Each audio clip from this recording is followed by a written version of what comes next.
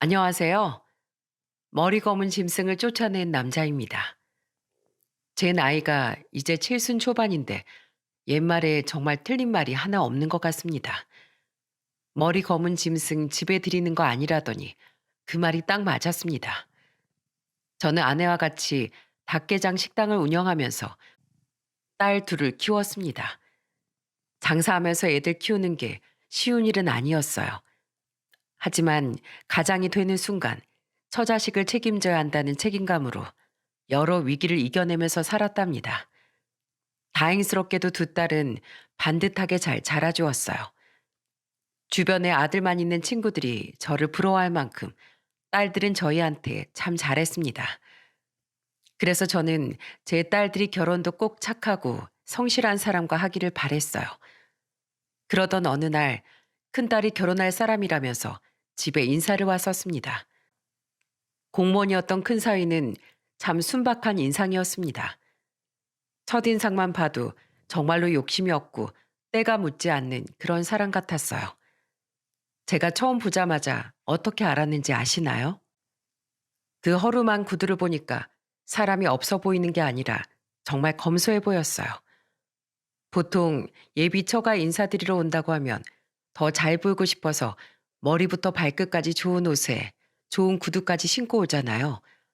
그런데 큰사위는 정말 검소한 모습에 잔뜩 긴장한 목소리로 말했습니다.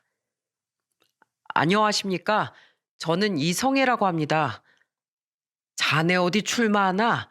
왜 이렇게 긴장했어? 편하게 말해. 나도 사위는 처음 보는 거라서 긴장했는데 자네를 보니까 반갑고 기분이 좋네. 감사합니다. 제가 너무 긴장을 했나 봅니다. 원래 마음이 앞서면 몸이 잘 안 따라주는 걸세. 편하게 생각하게. 아이리 앉게. 자네 장모가 음식 솜씨가 좋아. 잔뜩 긴장한 목소리로 말하는 큰사위가 제 눈에는 참 착해 보였어요. 말 한마디에서 배려심이 느껴지고 작은 행동에서 딸을 아끼는 마음까지 보였습니다. 정말 딸과 사이가 다정한 모습을 보니까 제가 다 흐뭇했어요. 비록 사이는 가난한 집안에서 어렵게 컸지만 가정교육은 훌륭하게 받고 큰 것 같았어요. 그리고 한 달 뒤 상견례에서 사돈 부부를 만났을 때 사위가 인품이 훌륭했던 이유를 알 수 있었습니다. 상견례 때 만난 사돈 부부는 정말 좋은 분들이셨어요. 작은 선물까지 건네면서 반갑게 대화도 하고 식사도 하는 시간이었습니다. 이런 분들이라면 제 딸을 사랑으로 보듬어 주실 거라고 믿었습니다. 그리고 딸과 사이는 양가에 손 벌리고 싶지 않다면서 둘이 그동안 모은 돈과 대출 조금을 받아서 전셋집을 구해서 시작하게 된 겁니다. 그렇게 결혼한 큰딸은 정말 화목하게 살았어요. 특히 결혼 후 사위와 가까워지니까 사위는 꼭 아들처럼 느껴지더라고요. 한 번은 제 생일 때 사위가 큰딸과 같이 왔는데 소고기를 사오며 말했어요. 아버님, 저 왔습니다. 그래, 자네 왔나? 제가 소고기 좀 사왔습니다. 이거 같이 드시면서 소주 한 잔 어떠세요? 제가 술도 같이 사왔어요. 근데 자네 술 마시면 집에 어떻게 가려고 그러나? 에이, 자고 가면 되죠. 지난번처럼 아내가 쓰던 방에서 자고 가겠습니다. 사위는 종종 저와 술을 한 잔씩 하고 예전에 딸이 쓰던 방에서 딸과 같이 자고 갔어요. 처가에서 자고 가는 게 불편할 수도 있는데 먼저 저렇게 말하니까 기분이 좋았습니다. 그래서 사위와 술을 한 잔 하는데 사위가 저한테 종이 가방을 건네며 말했어요. 아버님, 이건 제 선물입니다. 그냥 오지 뭐하러 이런 걸 다 샀어. 소고기도 사고 선물도 사느라 돈 많이 썼겠네. 1년에 한 번인데 이 정도는 괜찮아요. 얼른 열어보세요. 사위가 준 선물은 등산화였어요. 제가 등산을 좋아했는데 그걸 알고 저한테 등산화를 선물해 준 거예요. 그래서 저는 놀란 목소리로 사위한테 말했습니다. 등산화구만. 언제 또 이런 걸 샀어? 나 등산화 많으니까 다음부턴 사오지 마. 아버님 자주 신으시는 등산화가 많이 낡았더라고요. 등산에서 신발이 얼마나 중요한데요. 이거 신으시고 안전하게 등산하세요. 언제 또 그런 걸 다 봤어. 그러면 내가 가만히 있을 수가 없지. 자네도 구두 사. 날 잡아서 나랑 백화점 가세. 나도 그동안 자네 구들 눈여겨봤는데 내가 하나 해줘야겠어.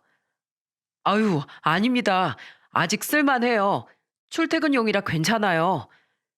자네가 깔끔하게 하고 다녀야 우리 딸도 면이 사는 거야. 결혼한 남자가 허름하게 다니면 아내 얼굴에 먹칠하는 거야. 그렇게 저는 사위한테 구두를 한 켤레 사줬어요. 정말 그런 선물이 아깝지 않을 만큼 사위가 좋았습니다. 게다가 사위는 가끔 저와 아내가 있는 식당에 오기도 했어요. 그러다 한 번은 편한 차림으로 사위가 가게 영업이 끝날 시간쯤에 왔더라고요. 그때 아내가 사위를 보고 놀란 목소리로 말했어요. 이 시간에 자네가 여기 무슨 일이야? 저번에 보니까 주방 쪽 전등이 금방 나갈 것 같더라고요. 뭐? 전구? 안 그래도 오늘부터 깜빡거리기 시작해서 저걸 내일 갈아야겠다 했는데 지금 전등을 갈아주러 온 건가? 네, 천장에 있는 전등은 갈기가 힘들잖아요. 그러더니 사위는 정말 주방으로 가서 전구를 갈았습니다. 정말 이렇게 세심한 사위가 또 있을까요? 그래서 저는 사위한테 정말 고마웠어요. 그렇게 잘 지내고 있었는데 1년 반 뒤에 둘째 딸이 결혼하게 된 거예요. 둘째 딸은 학원 강사와 결혼했는데 이때부터 큰 사위가 좀 위축되기 시작했던 것 같아요. 둘째 사위가 유명 학원 강사라서 벌이도 좋고 성격도 시원시원해서 정말 남자다웠어요. 큰 사위가 세심한 사람이라면 둘째 사위는 시원시원한 사람이었습니다. 그런데 둘째 딸이 약간 눈치가 없던 부분이 있었어요. 뭐 고의는 아니었지만 본의 아니게 추석 때 가족들 다 있는 자리에서 둘째 딸이 신난 목소리로 말했습니다. 엄마, 아빠, 우리 남편이 해외여행 보내준대. 그래서 지금 알아보고 있는 중이야. 해외여행 엄마, 아빠 한 번도 안 가봤잖아. 이번에 좋은 구경도 하고 편하게 쉬고 와. 저는 둘째 딸의 말에 놀라 딸을 보며 말했습니다. 다 늙어서 무슨 해외여행이야. 됐다, 됐어. 가게 문 열어야지 어딜 가. 그래도 이제는 자식들 다 컸는데 딸하고 사이한테 효도도 받고 그래야지. 이번엔 그렇게 멀리는 아니고 저기 괌 쪽으로 알아보고 있어. 그러자 둘째 사이가 절 보면서 말했습니다. 아버님, 저희 걱정 마시고 다녀오세요. 저희는 아직 젊잖아요. 이번에 제가 제대로 한번 보내드릴 수 있게 기회를 주세요. 사위가 이 정도도 못하겠어요? 이제 세상이 변해서 사위도 아들이나 마찬가지예요. 아들 같은 사위 생겼다라고 생각하시고 편하게 생각하세요. 호탕하게 웃으면서 말하는 둘째 사위를 보는데 괜히 제가 가시방석에 앉아 있는 것 같더라고요. 사위들 비교하려고 한 건 아닌데 어쩌다 보니까 상황이 좀 이상해졌습니다. 게다가 둘째 사위가 저렇게 말하고 난 순간부터 큰 사위가 아무 말도 안 하고 그냥 술만 마시더라고요. 그리고 공무원 월급이 뻔하지 않습니까? 그래서 저는 괜히 둘째 사위 때문에 큰 사위가 부담을 느끼면 어쩌나 걱정됐어요. 그래서 둘째 딸과 사위가 떠났을 때 큰 사위를 보며 말했습니다. 자네 술을 왜 그렇게 마셔? 아니에요. 그냥 제가 좀 초라해 보여서요. 그게 무슨 말이야? 전 큰 사위가 돼서 장인 장모님 여행도 못 보내드리잖아요. 그것 때문에 그러나 뭘 또 그렇게 깊게 생각해. 각자 형편껏 한다고 생각하게. 그리고 지금 안사돈도 몸이 좋지 않으시잖아. 그런 생각 말고 자네 어머니 잘 챙겨드려. 저는 그렇게 큰 사위를 다독였어요. 그리고 그 당시에 안사돈이 암투병 중이라 큰 사위가 근심이 가득했던 때였습니다. 그렇게 해외여행 사건이 잘 넘어가는 것 같았는데 둘째 딸이 또 의도치 않게 쓸데없는 말을 한 거예요. 그날은 아내가 식당에서 딸들과 사위들 몸보신을 해준다면서 영업도 일찍 끝내고 다 같이 밥을 먹었습니다. 백숙을 준비한 아내가 테이블까지 이어붙여서 둘러앉게 됐어요. 그런데 둘째 딸이 아내를 보면서 신난 목소리로 말했습니다. 엄마, 우리 남편이 예전부터 엄마 아빠 식당 인테리어 다시 해드리고 싶다고 했었어. 얼마 전엔 인테리어 업체까지 알아봤다니까? 뭐? 여길 인테리어를 다시 한다고? 어, 그 해외여행 보내드리는 것도 인테리어 하는 동안 장사 못 하잖아. 그러니까 어차피 장사 못 하는 김에 쉬라고 보내드리는 거야. 무슨 돈이 있어서 둘째 사이가 그런 걸 다 해줘. 괜히 무리하지 마. 그런 거 다 필요 없어. 아내는 둘째 딸의 말에 깜짝 놀라서 손사래를 쳤어요. 그런데 둘째 사이가 호탕한 목소리로 말했습니다. 장모님은 손맛이 정말 좋으세요. 이 맛을 더 많은 손님들이 알아야 한다니까요. 그리고 저한테 수정이 같은 귀한 딸 보내주셨는데 제가 이 정도도 못하겠습니까?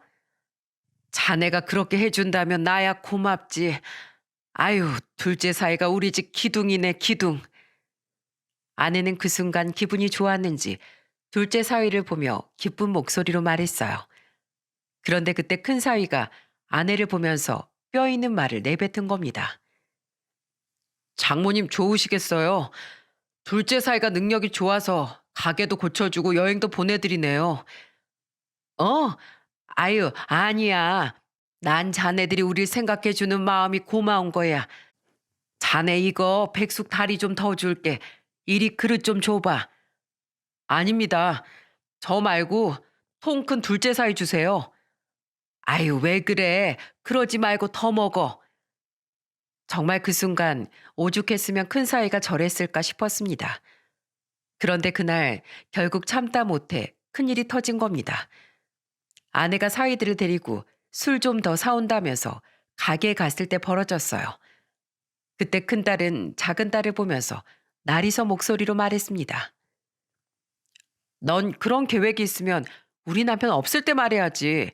왜 자꾸 다 있을 때 얘기해서 우리 남편 기를 죽이는 거야? 내가 형부 기를 왜 죽여? 그냥 온 김에 말하는 거잖아. 우리 남편이 부모님께 해드리고 싶어 하는데 그럼 그걸 말려? 그러니까 그런 말은 우리 없을 때 하면 되잖아. 왜 꼭 이렇게 다 모였을 때 해서 사람 불편하게 만드냐고. 언니, 어차피 우리도 공무원 월급 뻔히 알아서 같이 해드리자고 말도 안 했잖아. 그리고 이걸 몰래 한다고 해도 결국은 다 알게 될 사실인데 뭐하러 숨어서 말해. 지금 이거 자격지심이야, 자격지심. 뭐? 너 지금 말 다 했어? 그때 저는 딸들을 보고 소리치듯 말했습니다. 그만들 못해. 이게 싸울 일이야. 수정이 넌 언니한테 그게 무슨 말버릇이야. 언니가 말했으면 귀담아 들어야지. 정말 그 상황이 저도 마음이 좋지 않았어요. 그런데 어느 날 큰딸한테 안부 전화를 걸었는데 목소리가 안 좋은 거예요. 그래서 저는 걱정스러운 목소리로 물었습니다. 수연아, 너 목소리가 왜 그래? 무슨 일 있어? 요즘에 남편이 자꾸 쓸데없는 소리를 해서. 왜? 무슨 말을 하길래? 자꾸 공무원을 그만두겠대. 나중에 나올 연금만 보고 다니기에 당장 수입이 너무 안 좋다고 그만두고 싶대. 뭐? 아니 잘하던 일을 왜 그만둬? 양가에 도움이 안 되는 것 같대. 아, 진짜 어떡하면 좋아? 아빤 그냥 모른 척해. 그 사람 또 신경 쓸라. 그래 알겠다. 네가 잘 설득해봐. 아무도 우리 집에서 무시하는 사람 없다고 해. 큰딸의 말에 저는 마음이 안 좋았어요. 안 사돈도 몸이 안 좋은데 저 상황에 얼마나 많은 생각이 들었을까 싶더라고요. 그래서 저는 딸한테 잘 다독여 주라고 했습니다. 그렇게 한 6개월이 지났을 때 큰 사위는 정말 일을 내고 말았어요. 정말 공무원을 그만두고 모아둔 돈과 대출까지 받아서 프랜차이즈 가게를 시작한 겁니다. 그 소식을 듣고 정말 깜짝 놀랐습니다. 개업식 때 갔더니 개업발이라 그런지 손님이 제법 많더라고요. 그때 사위가 저를 보고 밝은 목소리로 말했어요. 장인어른 오셨어요? 이쪽으로 앉으세요. 아니야, 바쁠 텐데 어서 일해. 난 그냥 어떻게 해놨나 보러 왔어. 공무원 그만뒀다고 해서 많이 놀라셨죠? 걱정 마세요. 저 여기서 일주일 만에 공무원 월급도 벌 수 있을 것 같아요. 너무 욕심 부리면 탈나. 뭐든지 평범하게 지내는 게 잘 사는 거야. 그러니까 너무 무리하지 말게. 그리고 이거 받아. 이게 뭐예요? 돈이잖아요. 아니, 이걸 왜 주세요? 개업식에 빈손으로 오면 안 되잖아. 자네 대박 나라고 온 거야. 제가 이거 꼭 10배로 갚아드릴게요. 아버님, 감사합니다. 저는 사위 어깨를 두드려주면서 힘을 내라고 말했어요. 그렇게 사위는 걱정과 다르게 3년 정도 정말 잘 운영했습니다. 그래도 사위가 당당해진 모습을 보니까 저도 기분이 좋았어요. 하지만 큰 사회에 행복했던 순간도 오래가지 못했습니다. 여러분들이 다 아시는 그게 터져버린 거죠. 한동안 온 국민이 마스크를 쓰고 저녁 9시만 되면 밖에 못 돌아다니는 그런 시국이 있었잖아요. 그때 사위 가게가 큰 타격을 받았던 겁니다. 이때 사위 가게는 점점 무너지고 있었어요. 비싼 임대료도 못 낼 정도라 대출로 겨우겨우 돌려막고 있었어요. 그야말로 폭탄 돌리기 하듯이 버티다가 장사가 안 되니까 결국엔 장사를 접어야만 했습니다. 정말 제대로 쫄딱 망해서 제대로 권리금도 받지 못하고 싼 가격에 처분할 수밖에 없었어요. 그런데 문제는 가게를 처분한다고 해결되는 게 아니었습니다. 가게를 접었다는 소식에 저는 마음이 무거워져서 큰딸 집으로 갔어요. 그런데 초인종을 누르려는데 안에서 싸우는 소리가 들리는 겁니다. 가만 들어보니까 딸이 사위한테 화를 내며 소리치고 있었어요. 당신 미쳤어? 내가 가게 정리하자고 했을 때 정리했어야지. 다 죽어가는 가게를 어떻게 살리겠다고 사채에 사금융까지 쓴 거야. 여보, 미안해. 몇 달만 버티면 다시 될 줄 알았어. 저는 딸의 입에서 나온 사채라는 단어에 깜짝 놀랐습니다. 그래서 초인종을 눌러버렸어요. 그러자 딸이 깜짝 놀란 얼굴로 문을 열더군요. 저는 문이 열리자마자 집 안으로 들어가서 사위를 보고 놀란 목소리로 소리쳤습니다. 자네, 아니 이게 무슨 소리야. 사채라니? 아버님, 제가 너무 욕심이 컸습니다. 대체 왜 그랬어? 내가 욕심 부리지 말라고 했지? 살아보려고 했어요. 정말 이대로 포기할 수가 없었어요. 죄송합니다. 제가 못나서 그래요. 자네 탓이 아니야. 온 나라가 지금 힘든 때잖아. 지금 자영업자들 다 힘드네. 자네 탓하지 말게. 운이 나빴던 거야. 울지 마. 우선 빚부터 갚아야지. 그래, 대책은 있는 거야? 제가 이렇게 물었더니 둘 다 아무런 말도 못하고 고개만 숙였어요.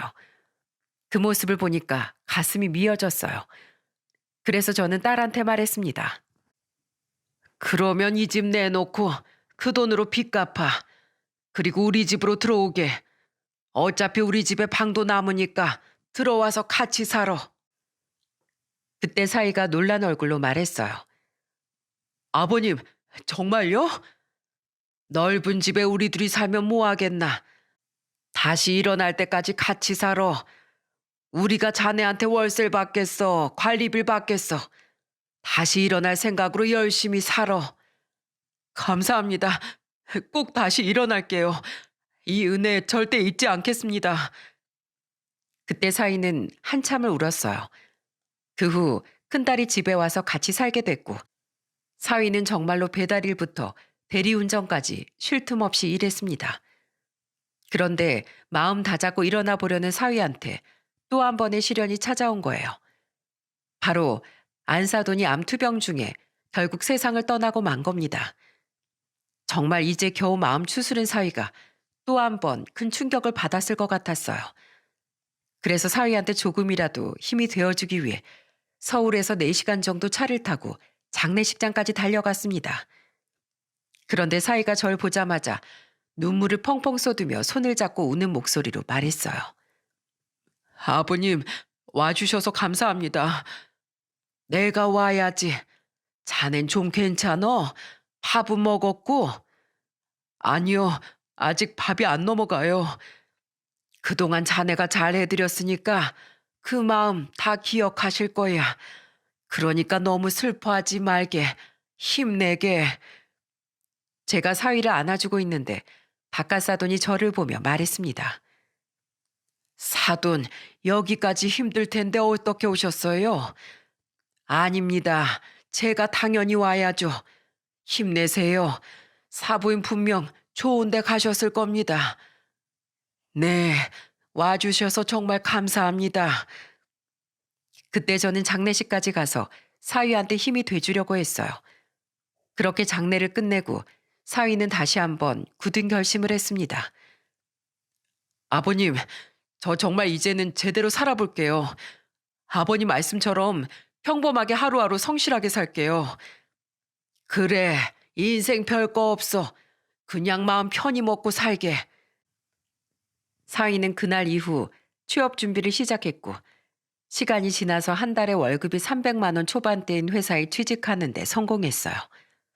그때 아내는 사위한테 넥타이를 선물해주며 말했습니다. 우리 사위 그동안 마음고생 많았지? 이제 다시 열심히 다녀. 이건 내 취업 선물이야. 장모님, 감사합니다. 잘 다녀오겠습니다.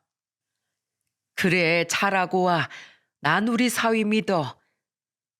그렇게 사위는 모두의 응원을 받으면서 회사 생활을 시작했습니다. 이제야 모든 게 제자리를 찾아간다고 생각했어요. 그런데 몇 달이 지나자 어느 순간부터 사위와 딸이 싸우는 소리가 들리기 시작했습니다. 그때 딸이 임신한 상태라 육아휴직을 내고 집에 있었어요. 그래서 저는 사위가 출근했을 때 딸한테 물었습니다.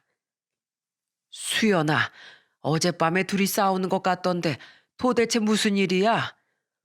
아빠, 나 저 사람 때문에 미치겠어. 왜 또 무슨 일이야? 요즘 일도 잘 다니잖아. 또 장사하고 싶대? 모르겠어. 사방에 또 대출 받고 이제 자기 명의로 안 되니까 내 명의로 대출 좀 받아달라고 하잖아. 뭐? 아니 무슨 돈이 필요하다고 대출을 받아? 시댁에 무슨 일이 있나 봐. 저번에도 시아버지가 돈 필요하다고 하셔서 1,000만 원 도와드렸는데 이젠 또 2천만 원이 필요하시대. 지금 겨우 빚 갚고 있는데 돈이 어딨어 우리가. 시댁에 전화해봤어? 무슨 일인지 너도 알아야지. 전화를 안 받으셔서 물어볼 수도 없어. 아니 이게 대체 무슨 일이야? 아, 정말 저도 미치겠어요. 걱정 많은 딸을 보면서 마음이 안 좋았어요. 홀몸도 아닌데 편히 쉬지도 못하니까 참 불쌍하더라고요. 그런데 제가 한 번은 신설동 쪽에 볼일을 보러 간 적이 있었어요. 거기서 친구를 만나려고 그곳을 지나가고 있었는데 낯익은 얼굴이 경마장 앞에 있는 겁니다. 자세히 보니까 그 사람은 큰 사위였어요. 사위가 무언가 딱 펼쳐보면서 그걸 뚫어져라 쳐다보고 있더라고요. 그곳은 바로 사설 스크린 경마장이었어요. 가까이 다가가니까 그 앞에 있던 사람들이 다 이렇게 수군거리고 있었어요. 지금 어디 찍을까? 이번에 몇 번만 찍을까? 이거 어디 찍어야 되지? 아, 이번엔 당첨돼야 하는데. 아이고, 내가 당첨되면 내 손에 장을 찢은다. 사람들이 죄다 경마 이야기만 하고 있었어요. 그 틈에서 사위가 혼자 꼼꼼히 체크하고 있는 겁니다. 그래서 몰래 사위를 따라가 봤죠. 그런데 알고 보니까 사위가 돈을 빼서 돈을 걸고 있는 겁니다. 정말로 큰 충격이었어요. 지금까지 사위가 돈이 필요했던 이유가 경마장에 다녔기 때문이었던 거죠. 임신한 아내를 두고 어떻게 이럴 수 있는 건가요? 저는 사위를 쫓아가서 사위를 부르며 말했어요. 자네, 지금 여기서 뭐 하는 거야? 아버님, 여긴 어떻게? 난 이 근처 볼 일이 있어서 지나가다 자네를 보고 쫓아왔어. 자넨 왜 여기 있나? 회사에서 일할 시간이잖아. 근처에 출장 나왔다가 시간이 남아서 취미로 해본 거예요. 저도 처음 왔어요. 취미? 자넨 도박이 취미인가?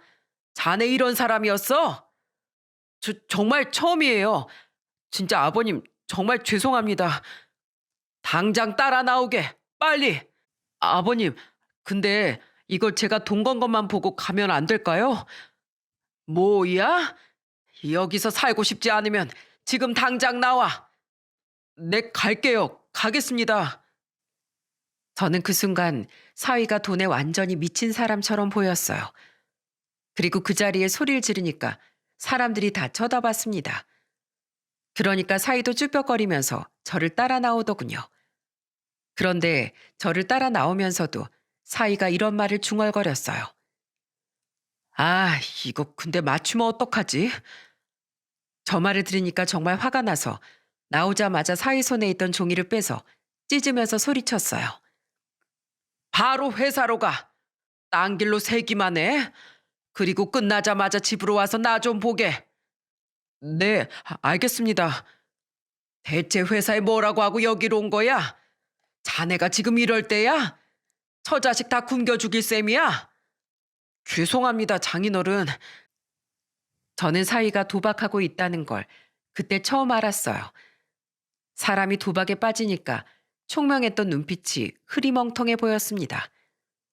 하루 종일 사위를 어떻게 할까 고민하다가 그날 저녁 사위를 불러서 단호하게 말했어요. 자, 각서 쓰게. 난 도박하는 사람 못 봐. 자넨 아내가 임신했는데 경마가 하고 싶어? 대출 갚으면서 애를 어떻게 키우려고 그래? 죄송합니다. 애가 태어나기 전에 대출 갚고 싶어서 그랬어요. 사람이 성실하게 돈 벌 생각을 해야지. 정말 죄송합니다. 다시는 안 하겠습니다.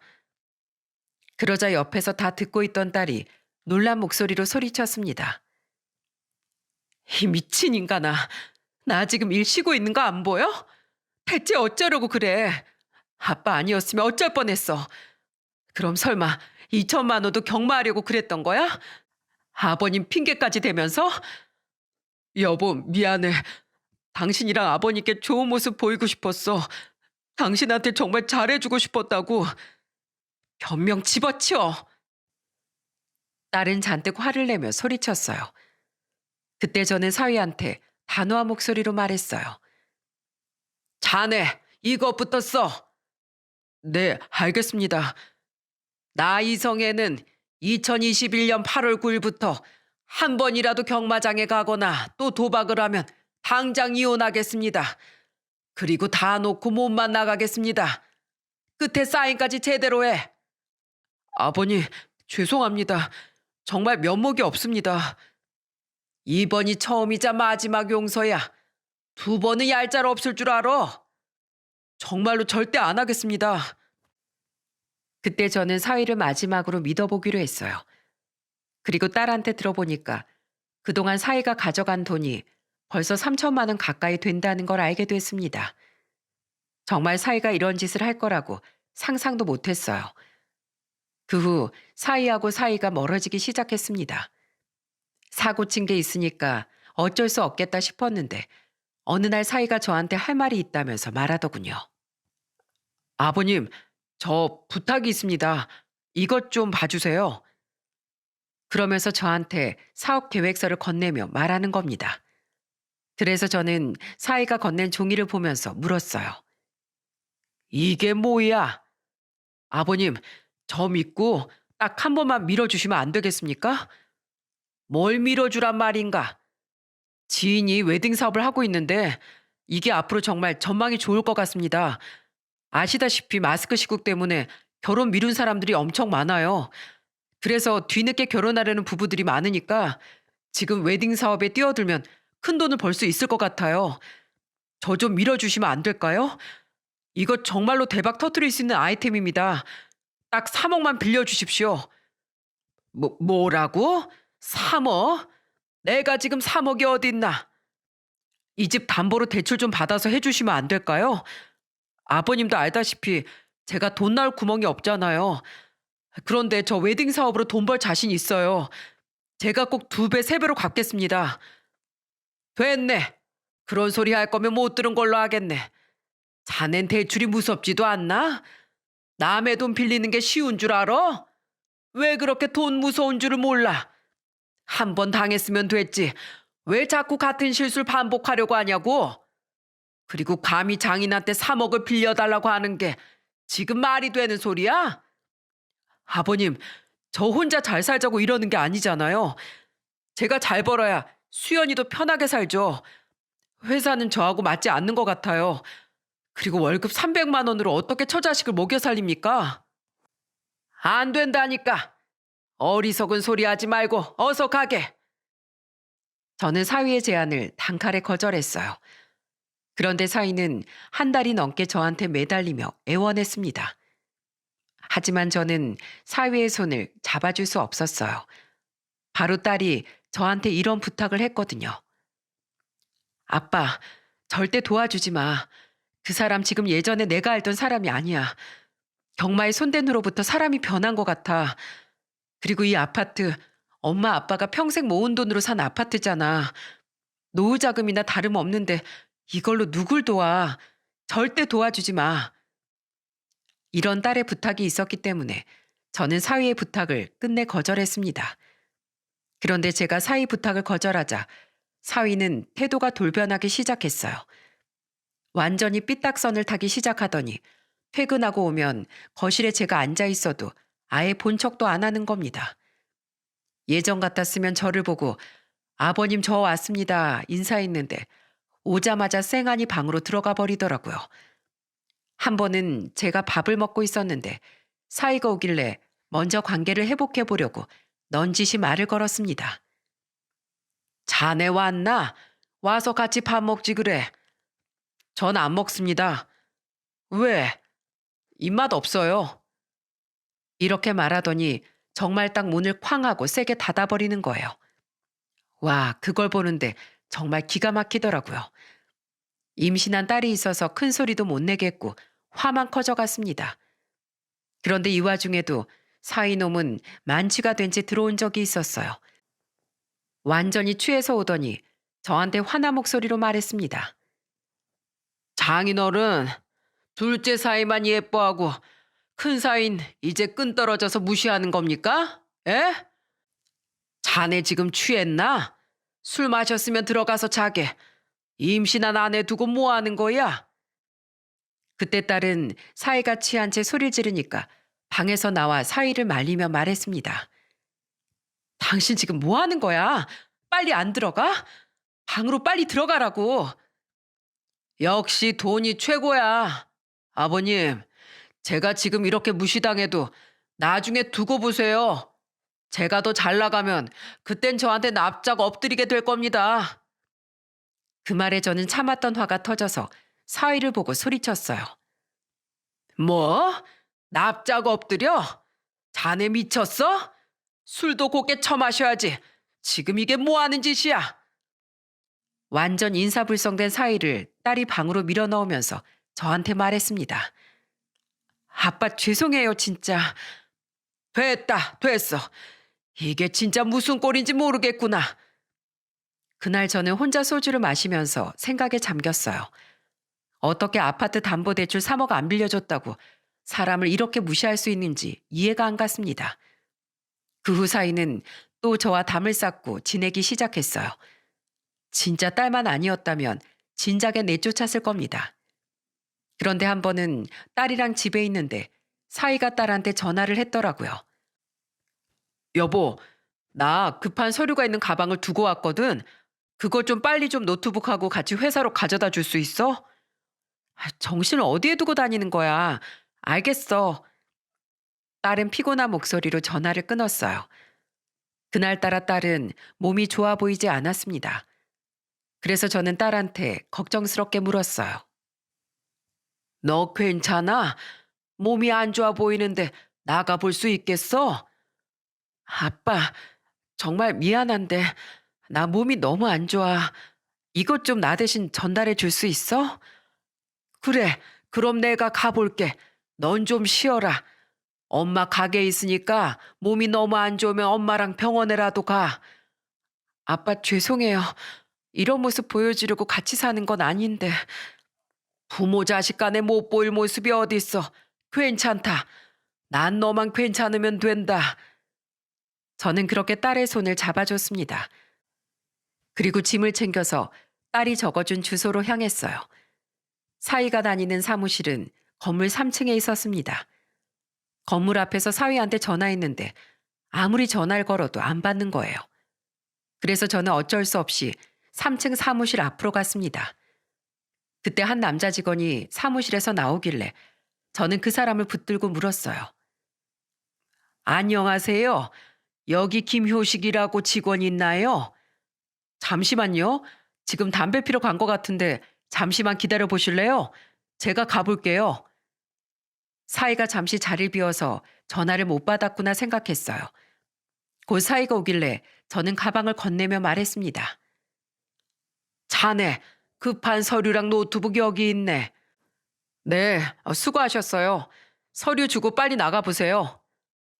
솔직히 여기까지 와준 장인한테 커피라도 한 잔 마시고 가라고 할 줄 알았는데 저렇게 말하는 사이가 얄미웠습니다. 그래서 그냥 돌아서려는데 그때 사이 옆에 있던 남자 직원이 사이를 보며 물었어요. 누구셔? 누구길래 회사까지 오셨어? 아유, 나도 몰라. 뭐 택배 아저씨겠지.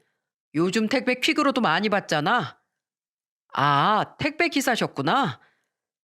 저는 두 사람의 대화를 듣고 걸음이 멈춰졌습니다.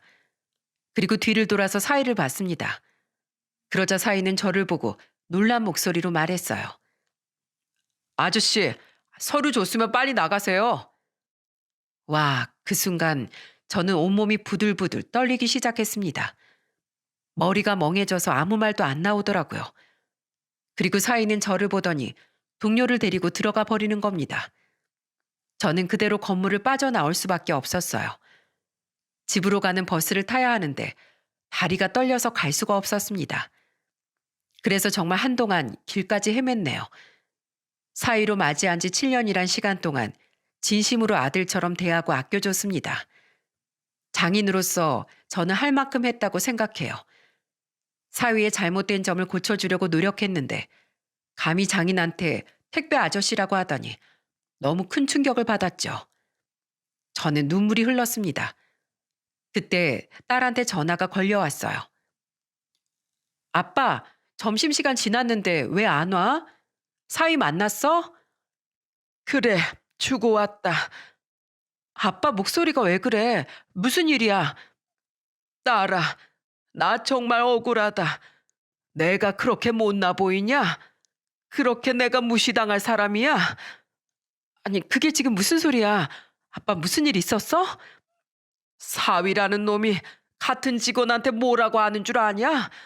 나보고 그냥 택배 아저씨란다. 빨리 물건만 주고 가라는 거야. 뭐? 그 사람이 정말 그랬다고?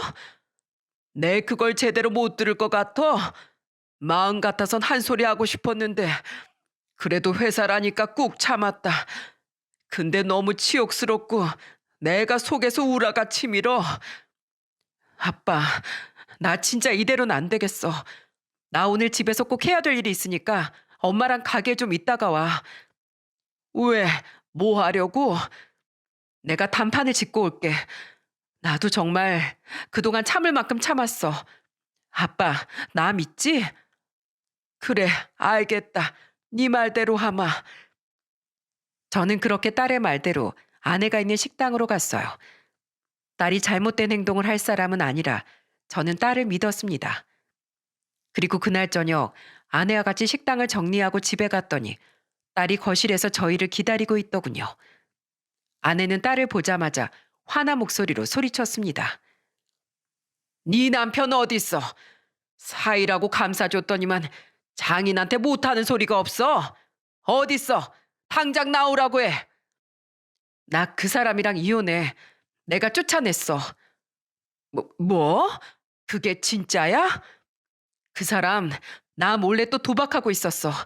이거 녹음부터 들어봐. 정말 정리했어. 이제 엄마 아빠 사이 아니야. 알고 보니까 딸은 사이놈을 응징하려고 저희한테 오지 말라고 했던 거였어요. 그리고 딸은 혹시나 사이놈이 한 입으로 두말할까봐 녹음까지 해놨던 겁니다. 녹음기를 재생해보니까 가관도 아니었어요. 딸은 집에 온 사이놈을 보고 소리쳤어요. 당신 우리 아빠한테 오늘 무슨 짓 했어? 당신이 그러고도 사람이야? 택배 아저씨? 세상 어떤 놈이 장인을 보고 그딴 소리를 해? 회사에 오실 거면 좀 깔끔하게 오셔야지. 무릎 다 나온 바지에 다 낡은 잠바 입고 오니까 그렇지.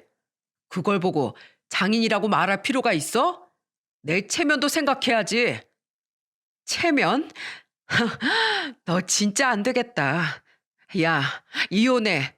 너랑은 수준 떨어져서 못 살겠어. 별것도 아닌 게 어디서 체면을 따지고 있어.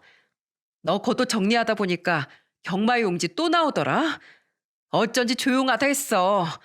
걔가 똥을 끊지. 널 믿은 내가 바보다 바보야. 경마라니. 그 옷에 있던 거 예전에 했던 거야. 야, 넌 누굴 바보로 알아? 난 두 번은 없어. 특히 너 같은 간사한 인간 상종도 안 해. 저번에 각서 보이지? 너 분명히 그냥 몸만 나간다고 했다. 똑똑히 봐. 남자가 도박 한두 번 할 수도 있지. 그 정도 야망도 없이 남자가 어떻게 살아? 야망? 웃기는 소리 하지 마. 나한테 제대로 월급을 갖다 준 적 있어? 하다못해 우리 부모님 집에 살면서 생활비도 준 적 없잖아. 사람이 염치가 있어야 할 거 아니야. 네가 빈대야? 어? 체면이 안 서서 장인을 장인이라고 못 불렀다고? 네가 무슨 아버지를 아버지라 부르지 못한 홍길동이냐? 야, 너 진짜 재수 없으니까 그냥 나가. 꺼지라고. 그래, 이혼해. 이럴 줄 알았어. 결국 나 이렇게 무시할 줄 알았다고. 더러워서 진짜. 나간다, 나가. 실수 한 번에 아주 사람을 잡네, 잡어. 그리고서 정말 사이놈이 문을 열고 나가는 소리가 들렸어요. 그렇게 녹음이 끝났고 딸은 저를 보며 말했습니다. 아빠, 당장 현관 비밀번호부터 바꾸자. 너 정말 이혼하는 거야? 그동안 아빠도 봤잖아. 나 저런 인간이랑 못 살아. 저런 사람 아빠 자격도 없어. 그리고 도박 안 하기로 해놓고 다시 하는 거 봐요. 평생 저러고 살 인간이야. 무엇보다 전 아빠한테 그런 식으로 모욕 준 인간이랑은 절대 못 살아요. 딸은 이미 굳게 결심한 것 같았습니다. 그래서 저는 현관 비밀번호를 바꿨어요. 그리고 딸은 방에 있던 사위짐을 싹 다 챙겨서 나왔습니다. 그리고 그걸 저랑 같이 들고 나가서 전부 쓰레기 분리수거장에 처박아 버렸어요. 그런데 새벽 1시쯤 되니까 누군가 비밀번호를 치기 시작했습니다. 당연히 계속 틀렸고 초인종을 누르면서 사이놈이 소리치더군요. 뭐야? 왜 비밀번호 바꿨어요? 아, 뭐야? 여보, 문 열어. 나왔어. 새벽에 문을 발로 차면서 소리치는 사이놈 소리에 딸이 나와 인터폰으로 말하더군요. 여기 니네 집 아니니까 꺼져. 여기가 지금 내 집인데 지금 무슨 소리 하는 거야? 당신 아직도 삐졌어? 내가 그냥 한 말인 줄 알아? 아까 나랑 이혼하기로 했잖아.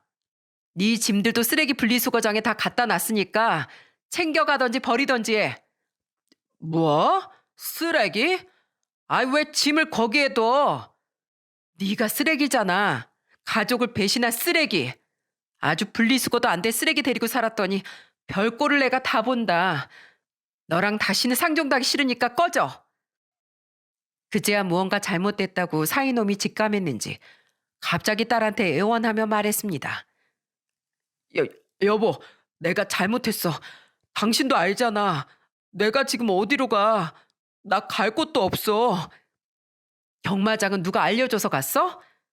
혼자 자기 발로 잘 가놓고 왜 이제 와서 어디로 가냐고 물어? 네가 좋아하는 경마장으로 가. 아니면 쓰레기 분리수거장 가서 쓰레기들하고 있던지 해. 1분 안에 집 앞에서 안 꺼지면 경찰 부를 줄 알아. 딸은 단호하게 말하고 인터폰을 끊어버렸어요. 한참 동안 애원하더니 제풀에 지쳐서 가더군요. 정말로 우리가 문을 열어주지 않으니까 이제서야 현실을 직시한 겁니다. 그때 아내가 딸을 보면서 말했어요. 잘했어. 난 네가 나중에 애를 어떻게 키우나 걱정했는데 아주 야무지게 잘 키우겠네. 내가 딸 하나는 잘 키웠다니까. 엄마 미안해. 그동안 마음고생 많았지? 괜찮어. 진짜 마음 같아선 저 자식만 내쫓아버리고 싶었는데 네가 있는데 내가 그럴 수 있겠어? 지금 내 속이 다 시원하다. 당분간 너는 집에 있어. 그렇게 저와 아내는 딸의 선택을 응원해 줬습니다. 그런데 사이놈이 쉽게 포기할 것 같습니까? 이제 남은 거라곤 빚과 몸뚱어리뿐이라 사이놈은 절박하게 매달리기 시작했어요. 심지어 저와 아내가 운영하는 가게에까지 와서 무릎 꿇고 펑펑 울면서 아내한테 말했습니다. 장모님, 제발 수연이 마음 좀 돌려주세요. 이제 곧 아이도 태어날 텐데 아빠 없이 키울 순 없잖아요. 왜 나한테 장모라고 하나? 그냥 식당 아줌마라고 하지. 그리고 한창 바쁜 시간에 와서 이렇게 무릎을 꿇고 있으면 영업 방해니까 당장 꺼져. 자네 같은 사이 둔 적 없네. 그리고 허수아비만도 못한 남편 끼고 사느니 차라리 없는 게 나아. 자네가 잘 모르나 본데 내 딸은 일당백을 하는 애야. 자네 없어도 혼자서 잘 먹고 잘 살 수 있는 야물딱지 애라고. 그러니까 남의 집 귀한 딸 인생 망치지 말고 꺼져. 그때 아내는 사이놈한테 소리치다 답답하니까 밥을 푸다가 밥주걱으로 사이놈 머리를 때려버렸어요. 그러자 사이놈은 뜨거운 밥풀을 털어내며 소리쳤습니다. 아, 장모님 뜨거워요. 나가라고. 한 번만 더 오면 경찰 부를 줄 알아.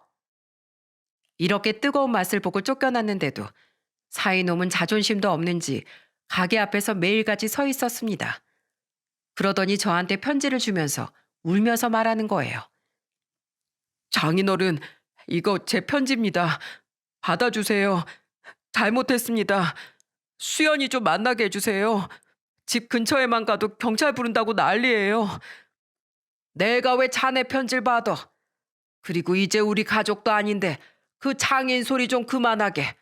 듣기 싫래. 나 쓰레기 버리러 갈 거니까 비켜. 왜 그러세요? 큰딸 미혼모로 살게 하시려고요? 너 지금 나 협박해? 넌 그 사상이 글러먹었어. 개수작 부리지 말고 썩 꺼져. 저는 그놈이 준 편지를 찢어버렸고 들고 있던 쓰레기 봉투를 휘둘렀어요. 울면서 살려달라고 애원했지만 그 눈물은 악어의 눈물인 걸 알기 때문에 절대 받아주지 않았습니다. 지금은 들어보니까 혼자 고시원에 살고 있다고 하더라고요. 정말 도박쟁이 최후답지 않습니까? 그 후로도 계속 찾아와서 경찰의 도움을 받을 수밖에 없었어요. 그렇게 완전히 우리 집안과 인연이 끊어지게 됐어요. 이 사연을 쓰면서 이것보다 더한 일도 많아서 다 담지도 못했습니다. 그래도 저는 딸이 현명한 선택을 해서 다행이라고 생각해요. 지금 제 딸은 어떻게 사는 줄 아시나요? 손녀딸이 태어나서 저희와 같이 잘 살고 있답니다. 그리고 다시 병원에 복직해서 간호사로 살고 있고요. 도박에 미친 인간을 끊어내고 나니까 집안에서 큰 소리도 안 나고 너무 살만해졌어요. 손녀딸의 웃음소리, 딸과 아내의 대화 소리가 요즘 너무 듣기 좋네요. 하지만 마지막에 지푸라기라도 잡듯이 애원하던 그놈을 떠올리면 무서울 때도 있습니다. 혹시라도 나중에 찾아와 해코지 하는 건 아닐까 겁이 납니다. 경찰 도움으로 접근금지 신청까지 했지만 불안하기 마찬가지네요. 지금 딸은 이혼한 지 2년이 되어갑니다. 그 기간 동안 양육비 한 번 안 보낸 놈이에요. 하지만 저희는 양육비 받을 생각도 없습니다.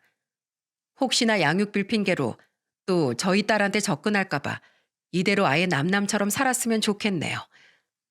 힘든 일을 겪은 만큼 딸이 손녀와 함께 잘 살 수 있도록 지켜주고 싶어요. 사랑은 내리사랑이라고 하지 않습니까? 손녀가 어린 시절 딸 같아서 너무 예쁩니다. 이런 행복한 시간을 보내는 중에도 이렇게 사연을 보내게 된 이유는 사람 간의 믿음이 중요하다는 걸 알려드리고 싶어서였어요. 힘든 순간 손을 내민다는 건 그만큼 아끼고 다시 일어날 거라고 믿는다는 증거예요. 그런 도움을 받았다면 정말 잘 살고자 하는 모습을 보여줘야 한다고 생각해요. 가족이라고 해서 끝까지 믿음만 줄 순 없잖아요. 무엇이든지 같이 믿고 사랑해줘야 완벽한 가족이 된다고 생각합니다. 어떤 관계든지 믿음과 배려를 잊지 마시기 바랍니다. 제가 살아보니까 돈보다 사람이 더 큰 재산이더라고요. 여러분들과 이 깨달음을 나누고 희망찬 새해를 보내고 싶어서 사연을 보냈습니다. 모두 제 사연 들어주셔서 감사합니다.